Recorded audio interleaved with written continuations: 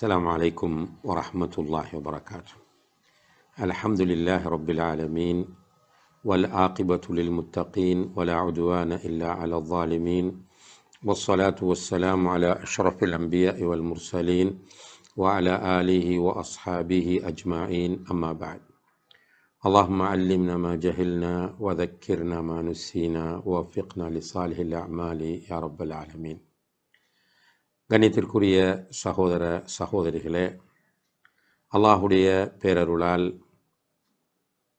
சஹாபாக்களின் வரலாறும் படிப்பினைகளும் என்கிற இந்த தொடர் கல்வி வகுப்பின் 2வது வகுப்பிலே நாம் எல்லோரும் இணைந்திருக்கிறோம். இன்றைய இந்த வகுப்பிலே நபித்தோழர்களுள் ஒரு சில வருடங்கள் நபிகள் நாயகம் ஸல்லல்லாஹு அலைஹி வஸல்லம் அவர்களோடு இருந்து, அதிலும் குறிப்பாக ரசூல் ஸல்லல்லாஹு அலைஹி வஸல்லம் அவர்களுடைய இறுதி பகுதியிலே அவர்களை ஈமான் கொண்டு இஸ்லாத்திற்கு வந்த ஒரு நபித்தோழர், அதே நேரத்தில் மார்க்கத்திற்காக வேண்டி நிறைய சேவை செய்த ஒரு நபித்தோழர், அவர்தான் அபூ ஹுரைரா ரலியல்லாஹு அன்ஹு அவர்களை பற்றிய சில குறிப்புகளையும் அதிலிருந்து கிடைக்கிற படிப்பினைகளையும் நாம் பார்க்க இருக்கிறோம். உண்மையிலேயே அபூ ஹுரைரா என்கிற இந்த பெயர் தெரியாத ஒரு முஸ்லிம் உலகத்தில் இருக்க முடியாது. மிம்பர்களில், வகுப்புகளில், பயான் நிகழ்ச்சிகளில், புத்தகங்களில் என்று எங்கெல்லாம் இஸ்லாம் பேசப்படுகிறதோ அங்கெல்லாம் இந்த அபூ ஹுரைரா ரலியல்லாஹு அன்ஹு அவர்களுடைய பெயர் கண்டிப்பாக காணப்படும். அதே நேரத்தில் இஸ்லாத்திற்காக மிகப்பெரிய பங்காற்றிய ஒருவராக இருக்கிற இந்த அபூ ஹுரைரா ரலியல்லாஹு அன்ஹு அவர்களை பற்றிய பிழையான விமர்சனங்களும் அவர்களை குறை காணுகிற சில ஆய்வுகளும் கருத்துக்களும் மக்கள் மத்தியிலே காணப்படவும் செய்கிறது. எனவேதான் இந்த அபூ ஹுரைரா ரலியல்லாஹு அன்ஹு அவர்களை பற்றிய செய்திகளை நாம் தெரிந்து கொள்ள வேண்டும் என்பதற்காக இன்றைய வகுப்பில் அவர்களை பற்றி நாம் எடுத்திருக்கிறோம். அபூ ஹுரைரா ரலியல்லாஹு அன்ஹு என்கிற இந்த நபித்தோழரை பொறுத்தவரையில் இவர் ஒரு மார்க்க அறிஞராக, மார்க்க சட்டங்கள் பற்றிய நுணுக்கங்களை அறிந்த ஒரு ஃபகீஹ் முஜ்தஹிதாக, நிறைய ஹதீஸ்களை மனனம் செய்த ஒரு ஹாஃபிதாக, குர்ஆனை மனனம் செய்த ஒரு ஹாஃபிதாக, ஒரு முஜாஹிதாக, ஒரு நல்ல ஆபிதாக, ஒரு பேணுதலான வணக்கவாளியாக இருந்தவர்தான் இந்த அபூ ஹுரைரா ரலியல்லாஹு அன்ஹு அவர்கள். இவர்களுடைய பெயர் இஸ்லாத்திற்கு வருவதற்கு முன்னால் அப்துர் ரஹ்மான் இப்னு சஹர் என்று இருந்ததாக வரலாற்றாசிரியர்கள் குறிப்பிடுகிறார்கள். இவர்கள் ஆரம்பத்திலே ஆடு மேய்க்கக்கூடிய ஒருவராக இருந்திருக்கிறார்கள். அதே நேரத்தில் இவருக்கு பூனையில் ஒரு பிரியமும் இருந்தது. குறிப்பாக ஒரு பூனையை இவர் வளர்த்து கொண்டிருந்தார். எனவே அதை வைத்து இவருக்கு அபூ ஹுரைரா என்கிற ஒரு பெயர் வந்திருக்கிறது. நபி ஸல்லல்லாஹு அலைஹி வஸல்லம் அவர்களும் அபூ ஹிர்ரா என்று சொல்லிக்கிறார். ஹிர்ரா என்றால் பூனை. ஹிர்ரா என்பதனுடைய அந்த செல்ல வடிவம், சிறிய வடிவம், தஸ்கீர் என்று சொல்வார்கள் அரபியிலே, குட்டி பூனை. இப்போ அது ரசூலுல்லாஹி அலைஹி வஸல்லம் அவர்கள் அபூ ஹிர்ரா என்று இவர்களை சொல்லியிருக்கிறார்கள். அதை வைத்து குட்டி பூனையின் தந்தை என்று இவர் அடையாளப்படுத்தப்பட்டிருக்கிறார். இந்த அபூ ஹுரைரா ரலியல்லாஹு அன்ஹு அவர்கள், அன்புள்ள சகோதர சகோதரிகளே, 28 வயதாக இருக்கும்போது மதீனாவுக்கு ஹிஜ்ரத் வந்திருக்கிறார். அவருடைய தௌஸ் என்கிற அந்த கோத்திரத்தினரோடு சேர்ந்து ஹிஜ்ரத் வந்து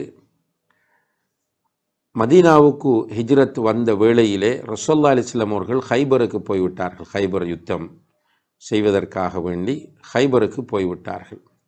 எனவே மதீனாவுக்கு வந்த அபூ ஹுரைரா ரலியல்லாஹு அன்ஹு அவர்கள் ரசூல் ஸல்லல்லாஹு அலைஹி வஸல்லம் அவர்கள் ஹைபருக்கு போய்விட்டார்கள் என்பதை அறிந்து ஹைபருக்கு போகிறார். ஹிஜ்ரி 7ஆம் ஆண்டு ஆரம்ப பகுதியிலே ஹைபரிலே நபி ஸல்லல்லாஹு அலைஹி வஸல்லம் அவர்களை சந்தித்து அங்கு வைத்து அவர் இஸ்லாத்தை ஏற்றுக்கொண்டதாக இவருடைய வரலாறு சொல்கிறது. இந்த அபூ ஹுரைரா ரலியல்லாஹு அன்ஹு அவர்கள் சிறுவயதில் தந்தையை இழந்த ஒரு அனாதையாக வளர்ந்து வந்தார். அவர் மக்காவிலிருந்து மதீனாவுக்கு ஹிஜ்ரத் வரும்போது வறுமையுடனேயே ஹிஜ்ரத் வந்ததாக அவர் குறிப்பிடுகிறார். இந்த சஹாபி அபூ ஹுரைரா ரலியல்லாஹு அன்ஹு அவர்கள் அப்போ ஹிஜ்ரி 7ஆம் ஆண்டின் ஆரம்ப பகுதியில் இஸ்லாத்தை ஏற்றுக்கொண்ட ஒரு நபித்தோழராக காணப்படுகிறார். அதே நேரத்தில் இவருடைய தாயை பொறுத்தவரையில் அன்புள்ள சகோதர சகோதரிகளே, அவர் ஆரம்பத்தில் நபிகள் நாயகம் ஸல்லல்லாஹு அலைஹி வஸல்லம் அவர்களை கடுமையாக விமர்சித்தும் எதிர்த்தும் வந்தார். சஹீஹ் முஸ்லிம், முஸ்னத் அஹ்மத் போன்ற ஹதீஸ் கிரந்தங்களிலே வரக்கூடிய ஒரு செய்தி, அபூ ஹுரைரா ரலியல்லாஹு அன்ஹு அவர்கள் சொல்லுகிறார்கள், அல்லாஹுடைய படைப்புகளில் குறிப்பாக மூமின்களில் யாரெல்லாம் என்னை கேள்விப்படுகிறார்களோ அவர் என்னை பார்க்காவிட்டாலும் அவர் என்னை நேசிக்கக்கூடியவராக இருந்திருக்கிறார். என்னுடைய தாய் ஒரு இணை வைக்கக்கூடிய பெண்மணியாக இருந்தார்கள். நான் அவர்களை இஸ்லாத்தின்பால் அழைத்து கொண்டே இருந்தேன். ஆனால் என்னுடைய தாய் இஸ்லாத்திற்கு வர மறுத்து கொண்டே இருந்தார். ஒரு நாள் தாயோடு உட்கார்ந்திருக்கும் போது இஸ்லாத்திற்கு வாருங்கள் என்று நான் அவர்களை அழைத்த நேரத்தில் அவர் ரசூல் ஸல்லல்லாஹு அலைஹி வஸல்லம் அவர்களை கொஞ்சம் மோசமாக விமர்சித்து விடுகிறார். அது என்னுடைய உள்ளத்தில் பெரிய தாக்கத்தை ஏற்படுத்தியது. எனக்கு அது கவலையையும் தந்தது. எனவே நான் நபி ஸல்லல்லாஹு அலைஹி வஸல்லம் அவர்களிடம் வந்து உட்கார்ந்து என்னுடைய தாய் இவ்வாறு செய்து விட்டார்கள் என்று சொல்லி அழுதேன். அழுதுவிட்டு சொன்னேன், யா ரசூலல்லாஹ், என்னுடைய தாய் நான் இஸ்லாத்திற்கு எவ்வளவுதான் அழைத்தாலும் இஸ்லாத்தை ஏற்றுக்கொள்ள மறுக்கிறார். இன்று இவ்வாறு உங்களையும் திட்டிவிட்டார், உங்களையும் கடுமையாக பேசிவிட்டார்.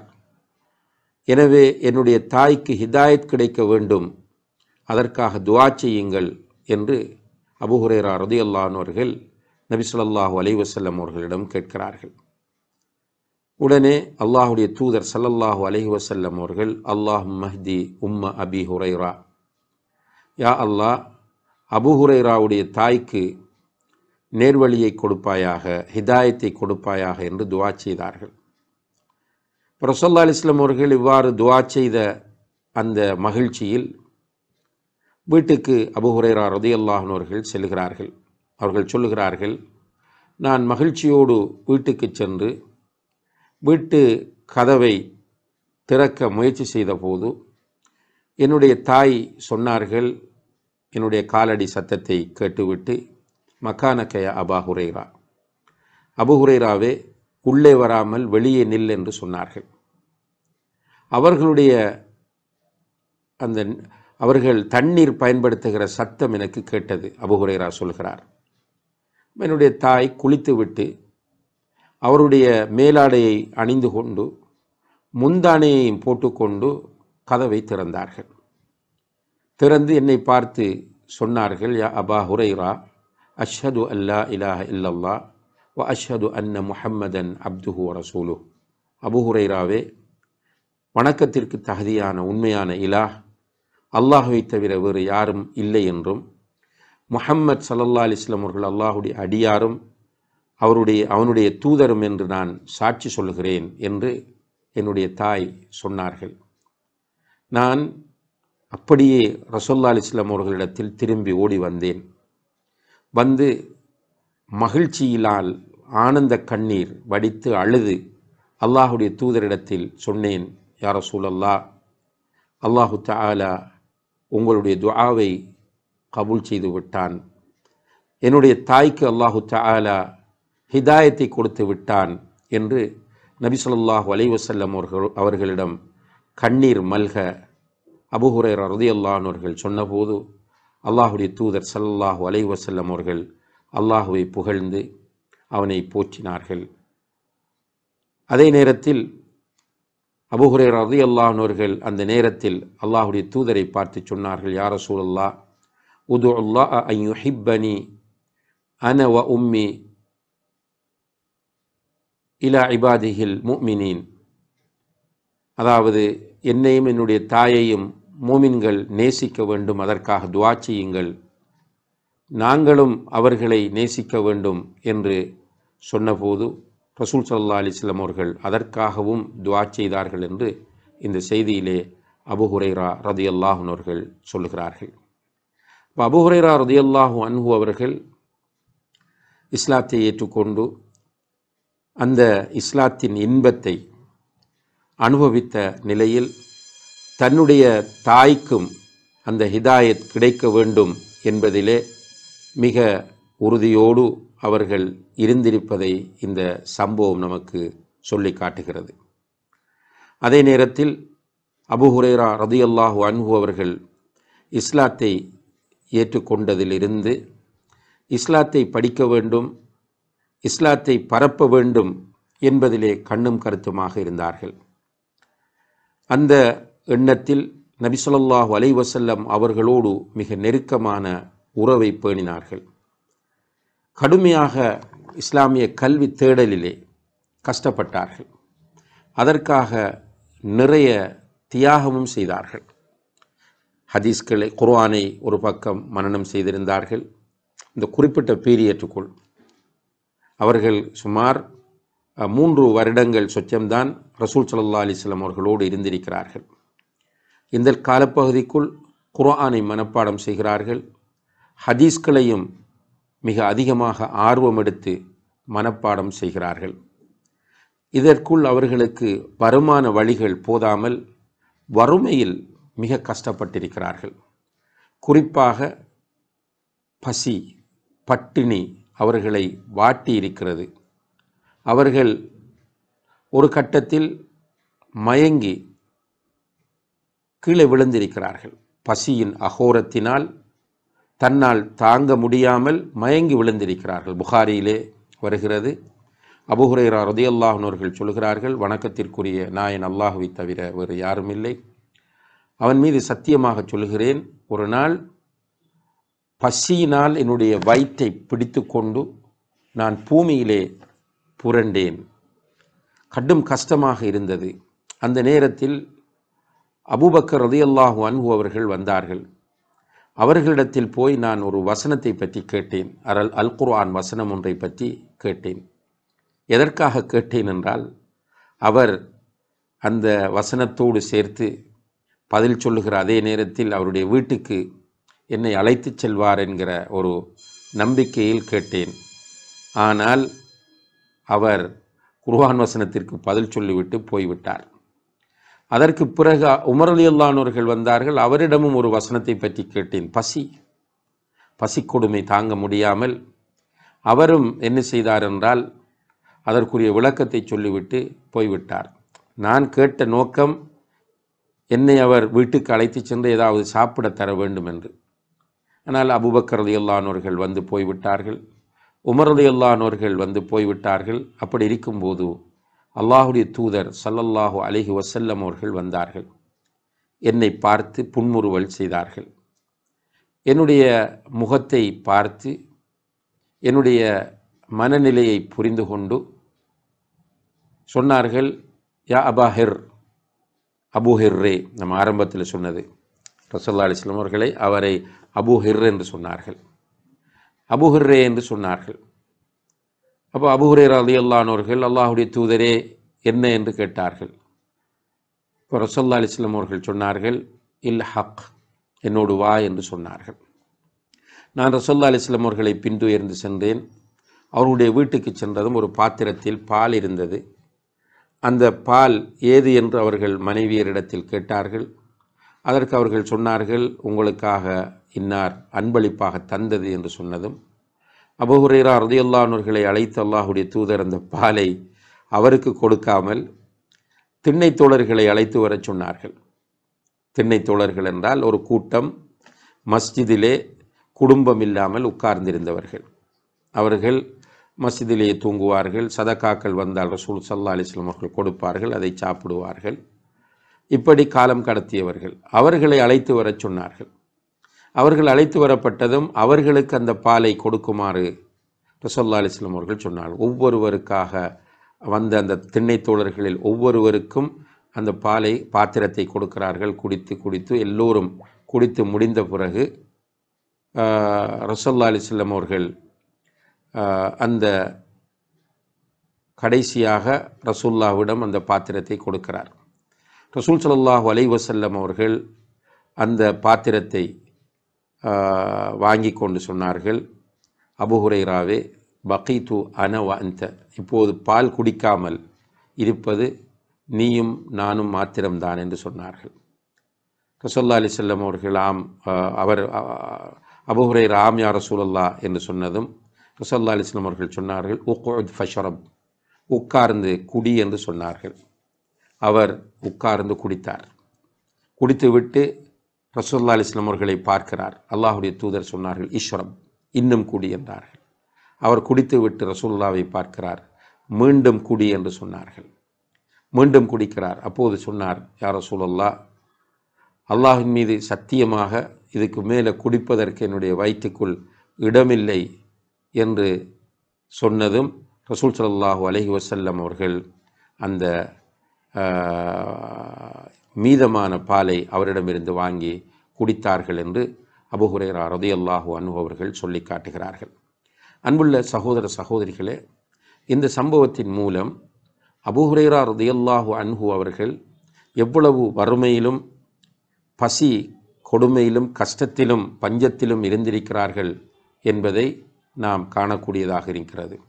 இவ்வளவு பசிக்கு மத்தியிலும் இவ்வளவு கஷ்டங்களுக்கு மத்தியிலும் அவர்கள் கல்விக்கு முக்கியத்துவம் கொடுத்தார்கள். இந்த இடத்திலே தான் கல்வியை தேடுகிற மாணவர்களாகிய நாமும் கொஞ்சம் கூடுதல் கவனம் செலுத்த வேண்டிய தேவை இருக்கிறது. கல்வி என்பது மிகப்பெரிய ஒரு பொக்கிஷமாகும். அது ஒரு பெரிய கிஃப்ட் ஆகும்.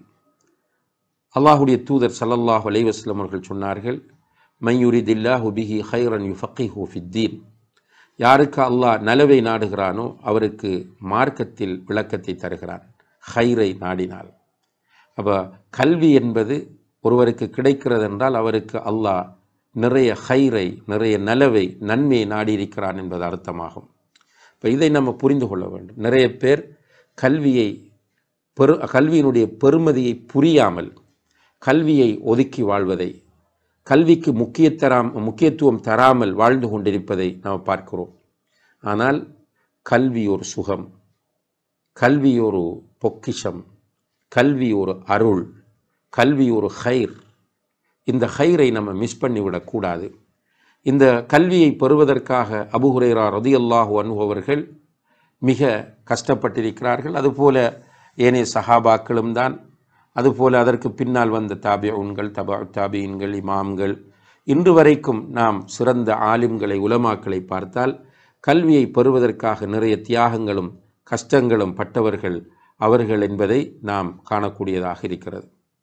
இவ்வாறு அபூ ஹுரைரா ரலியல்லாஹு அன்ஹு அவர்கள் சிரமப்பட்டு கஷ்டப்பட்டு ஹதீஸ்களை மனப்பாடம் செய்தார்கள். அந்த வகையில் அன்புள்ள சகோதர சகோதரிகளே, அபூ ஹுரைரா ரலியல்லாஹு அன்ஹு அவர்கள் மனப்பாடம் செய்த ஹதீஸ்களின் எண்ணிக்கைகள் பற்றி பேசக்கூடிய அறிஞர்கள், அபூ ஹுரைரா ரலியல்லாஹு அன்ஹு அவர்கள் சுமார்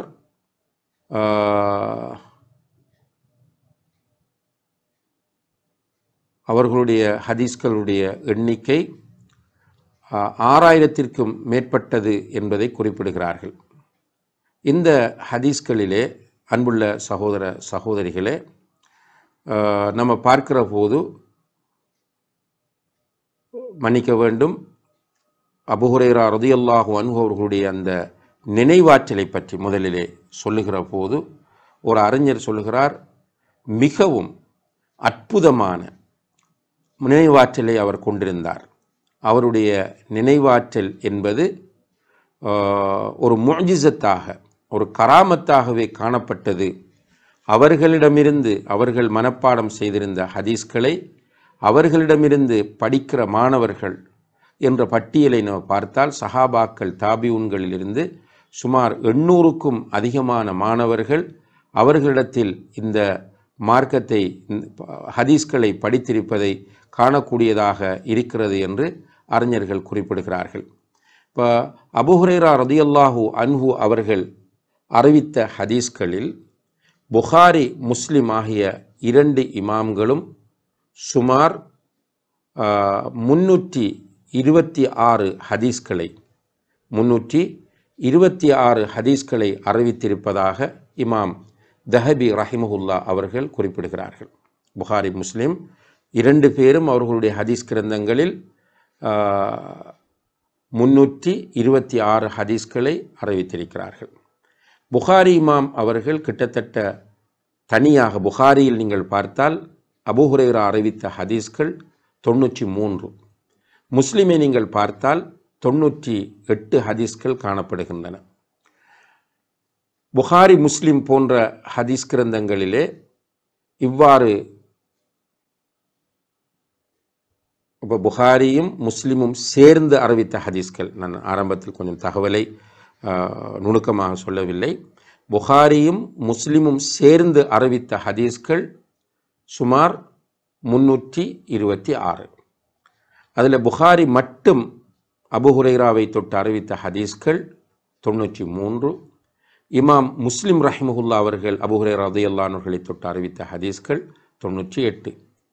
மொத்தமாக நாம் புகாரி முஸ்லிமிலே அபூ ஹுரைரா ரலியல்லாஹு அன்ஹு அவர்கள் அறிவித்த ஹதீஸ்களை பார்த்தால் சுமார் 517 ஹதீஸ்கள் புகாரி முஸ்லிமிலே இடம்பெற்றிருப்பதாக அறிஞர்கள் குறிப்பிடுவதை நாம் இங்கே கவனத்திலே கொள்ள வேண்டியவர்களாக இருந்து கொண்டிருக்கிறோம்.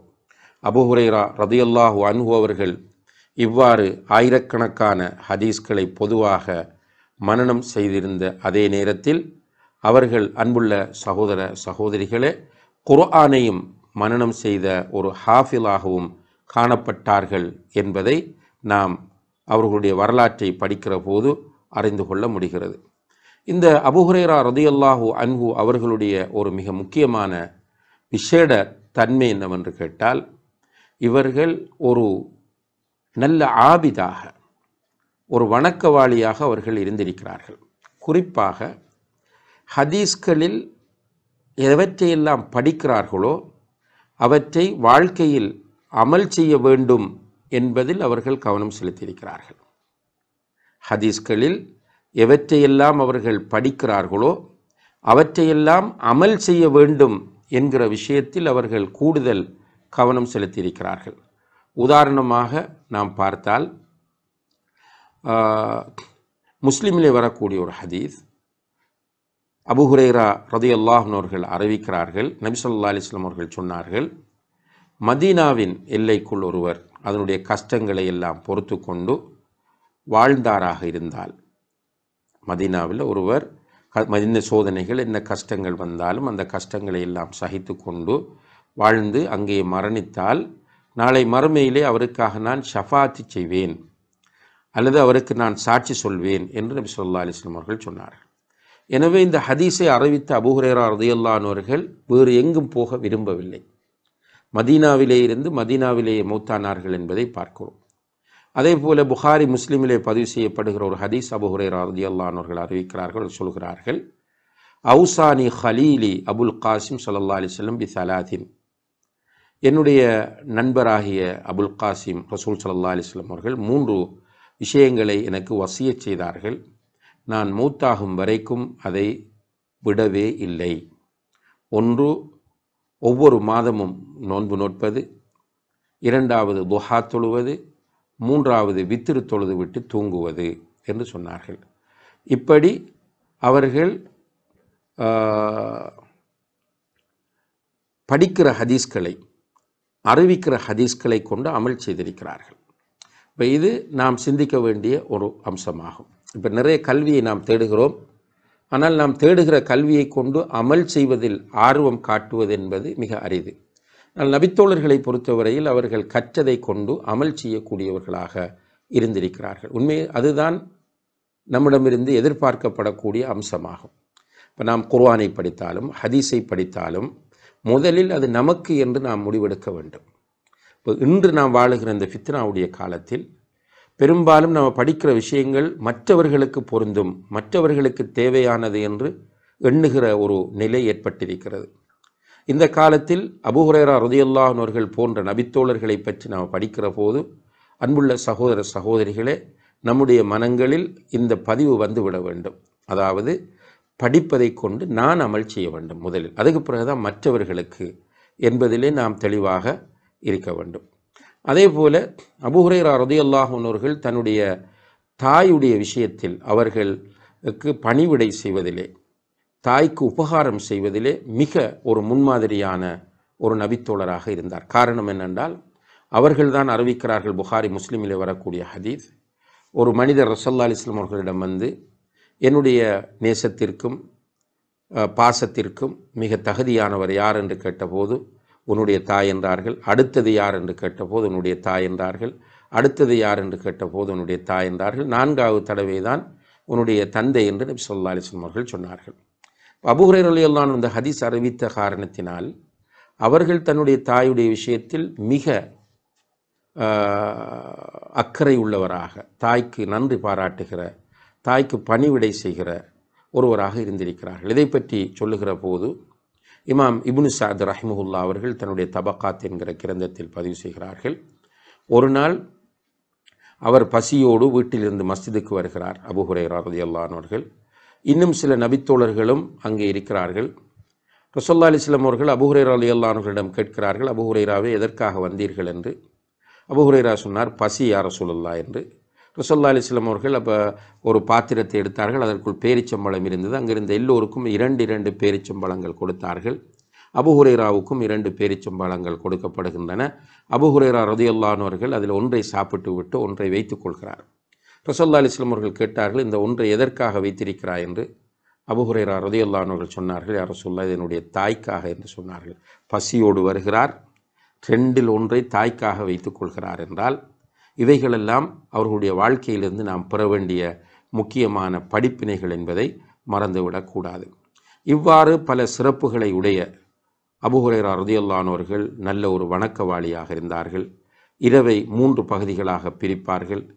அந்த இரவில் ஒரு பகுதியில் அவர்கள் உறங்குவார்கள், ஒரு பகுதியில் அவர்கள் தொழுவார்கள், ஒரு பகுதியிலே அவர்கள் குர்ஆன் ஓதுவார்கள். இப்படி அவர்கள் மிகப்பெரிய ஒரு ஆபிதாக, ஒரு பேணுதலான ஒரு நபித்தோழராக இருந்திருக்கிறார்கள் என்பதை நாம் பார்க்கிறோம். இந்த அபூ ஹுரைரா ரலியல்லாஹு அன்ஹு அவர்கள் ஹிஜ்ரி 57வது வருடம் வஃபாத்தானார்கள். சுமார் 47 வருடங்கள் நபி ஸல்லல்லாஹு அலைஹி வஸல்லம் அவர்களுடைய வஃபாத்திற்கு பிறகு சுமார் 47 வருடங்கள் அல்லாஹுடைய பாதையில் தஅவாவிலே ஈடுபட்டு குர்ஆனை கற்றுக் கொடுக்கக்கூடியவராக, சுன்னாவை கற்றுக் கொடுக்கக்கூடிய ஒருவராக, அதுபோல கற்ற கல்வியை கொண்டு அமல் செய்கிற ஒருவராக, தொழுகை, திக்ர், நோன்பு, குர்ஆன் ஓதுதல், கல்வி கற்றுக் கொடுத்தல் போன்ற வணக்கங்களிலே கூடுதல் கவனம் செலுத்திய ஒருவராக அவர்கள் 47 வருடங்களை நபி ஸல்லல்லாஹு அலைஹி வஸல்லம் உடைய வஃபாத்துக்கு பிறகு கழித்திருக்கிறார்கள் என்பதை நாம் காணக்கூடியதாக இருக்கிறது. இந்த அபூ ஹுரைரா ரலியல்லாஹு அன்ஹு அவர்கள் ஹிஜ்ரி 57வது வருடம் வஃபாத்தானார்கள் என்பதை நாம் அவர்களுடைய வரலாற்றிலே படிக்கிறோம். அல்லாஹு தஆலா அவர்களை பொருந்திக் கொள்வானாக. எனவே அன்புள்ள சகோதர சகோதரிகளே, உண்மையிலேயே அபூ ஹுரைரா ரலியல்லாஹு அன்ஹு அவர்களுடைய வாழ்க்கை வரலாறு மிக பெரியது, விசாலமானது. அவர்களுடைய ஹதீஸ்கள் ஆயிரக்கணக்கானவை. இந்த விஷயங்களை எல்லாம் முழுமையாக இந்த வகுப்பிலே பேச முடியாவிட்டாலும் கூட ஒரு சில முக்கியமான குறிப்புகளை இங்கே நாம் பதிவு செய்திருக்கிறோம்.